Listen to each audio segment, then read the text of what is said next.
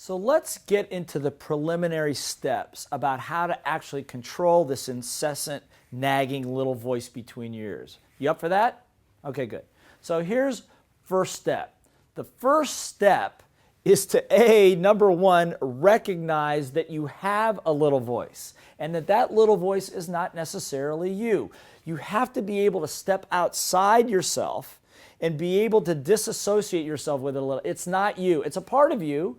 But you have a lot of little voices. Like I said, it's the composite of old experiences, of what other people tell you, other people's advice. And you've got to be able to say that it's not necessarily you. That's number one. Number two, you've got to learn to interrupt it and stop it. So I'm going to give you a little way to do that. So I want you to remember you saw my pictures of my little voice. So pretend like your little voice is sitting right here. And what I want you to do, when it starts saying, you can't do it, it's too risky, you're not smart enough, whatever, all I want you to do is take your hand and just go, stop. Come on, do it right now. Stop. Come on, hit it harder. Ready? 1, 2, 3. Stop. That feel good? Okay, good. Now, I know it seems crazy, but you've got to have a way to interrupt that chatter, because what happens for most people, they actually believe everything that the little voice says to them. I do too sometimes. But you've got to understand that it's not you, and you stop it. Choose. Then, step number 3, once you've stopped it for a second, then find the appropriate technique, the right technique that you can use, which we're covering some here, and we'll cover some more later, the right technique to handle that specific little voice so that you can turn it around. And once you know how to do that, you can do that in 30 seconds or less. Got it? Excellent. Step number 4. Step number 4 is to do your best, if you have the time, to isolate the origin of that little voice. Where did that thought come from? When did I start thinking like that? Is that me talking? Is that my dad talking? Is that my mom talking? Is that my preacher talking? Who is that? Is that really me? And see, the minute you start to question it, what psychologists will tell you, you begin to disassociate with the behavior. Now you can control and master it because it's not mastering you. Does this make sense? Good. So let's go. And the 5th step of this thing is that once you're able to begin to understand the origin, I want you to have one thing in mind. I want you to assume that what's inside of you, not the little voices, but what's inside behind all those little voices is someone very, very big and somebody very, very great.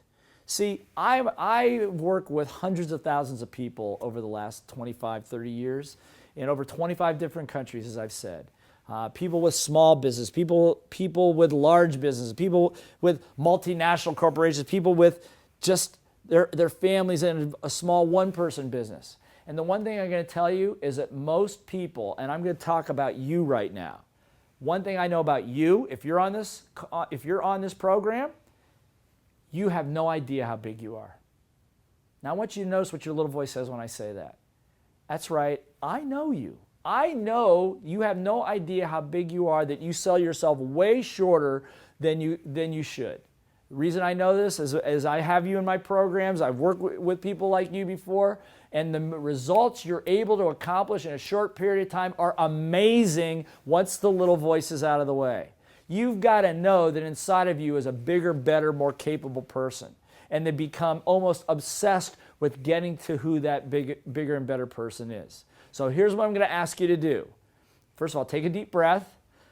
Let it go. I know that was a little heavy for you, but I want you to really feel that. You know I'm right. You know you're bigger than you give yourself credit. And you know that everything that you want is right within your grasp if you just get those stupid little voices out of the way, right? So here's what I'm going to ask you to do. Before we go to the next chapter, before we go to the next section, I want you to review the 5 first steps to mastering your little voice that I just went through, all 5 of them. Make sure you got them down, particularly the one that says when that little voice comes in there, you just go, stop. Most important part. You can choose the thoughts you want to have. And once you do, you're in control of not only your little voice, but you've also mastered your destiny.